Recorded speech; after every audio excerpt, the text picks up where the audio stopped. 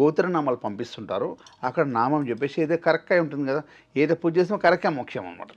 ఆ రోజు మీకు సంబంధించి ఎవరైనా మనకు సంబంధించిన వారు గోత్ర వాళ్ళ ఏ సంకల్పంతో వాళ్ళు పంపిస్తున్నారో వాళ్ళ పేర్లు ఆడ పెట్టి చెప్పి ఆ రోజు ఆ కార్యక్రమం జరుగుతుంట.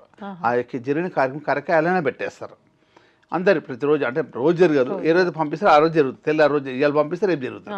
ఆ కార్యక్రమం మీ పేరు మీద అలానే ఉంటుంది అనమాట. అమ్మవారి గుడి లోపల కలిసి స్థాపన చేసిన ఆడికెళ్ళి 8 తారీఖు దాకా ఇవ్వచ్చు ఎవరైనా సరే.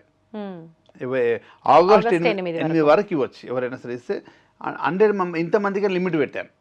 అంటే మళ్ళీ క్లాత్ అంతా సరిపోవాలి కదా, ఇంతమందికి అని లిమిట్ పెట్టాను. అందరు అందిందనుకో, అంటే వారికి ఏమేమి ఇస్తున్నామంటే ఆ కరెక్ట్గా ప్రసాదం గీయడం, అమ్మవారి వస్త్రం ప్రసాదం గీయడం, అమ్మవారి వాటర్ వేయడం, ఒక కంకణం అమ్మవారిది. అన్నిటికన్నా ముఖ్యమైనదంటే నేను ఎప్పుడు వేసుకుంటా అమ్మవారి లాకెట్ కామాఖ్యది, ఇట్లా వెండి లాకెట్ అందరికి ఇవ్వాలని. ఇందులో ఇట్లా హోల్ ఉంటుంది అన్నమాట. ఈ హోల్ లోపల అక్కడ దొరికే ప్రత్యేకమైన వనమూలికలు అని చెప్పాను కదా, ఆ నీల పర్వతంలో ఉండే మట్టి అనేది చాలా పవర్ఫుల్. అలాంటి కొన్ని ఉంటాయి అనమాట.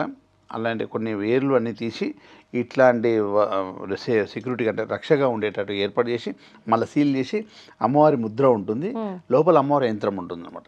ఇది మొత్తం అందరికీ అందాలని చెప్పి ఎవరైతే సంకల్పం చేయించుకుంటారో పంపించి వారికి లాక్ 5 వస్తువులు అనుకోరా ఈ కరకాయ ప్రసాదంగా రావడం అంటే అసలేదు ముఖ్యమైనది.